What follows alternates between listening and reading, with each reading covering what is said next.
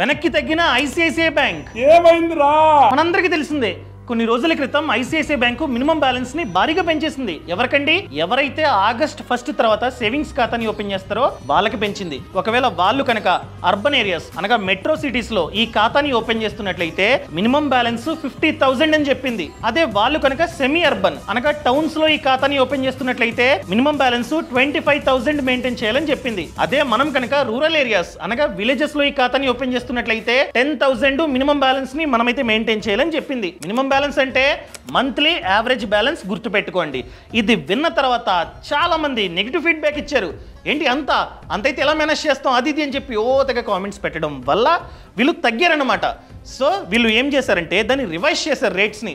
So ఇక్కడ నుండి మీరు కనుక ఐసిఐసిఐ బ్యాంక్లో సేవింగ్స్ ఖాతాని ఓపెన్ చేస్తున్నట్లయితే అది కూడా అర్బన్ ఏరియాస్లో ఓపెన్ చేస్తున్నట్లయితే మినిమం బ్యాలెన్స్ 15,000 15,000 మెయింటైన్ చేస్తే చాలు, 50,000 మెయింటైన్ చేయాల్సిన అవసరం లేదు. అండ్ అదేవిధంగా సెమీ అర్బన్లో 25,000 కాదు 7,500 మెయింటైన్ చేస్తే చాలు. అదే రూరల్ ఏరియాస్ అనుకోండి 10,000 ఎక్కర్లా 2,500 మెయింటైన్ చేస్తే చాలు. అర్థమైందండి? ఈ సమాచారాన్ని ప్రతి ఒక్కరికి షేర్ చేయండి. దీని మీద మీ ఒపీనియన్ని కింద కామెంట్లో తెలపండి. Boss Wala. Be the boss.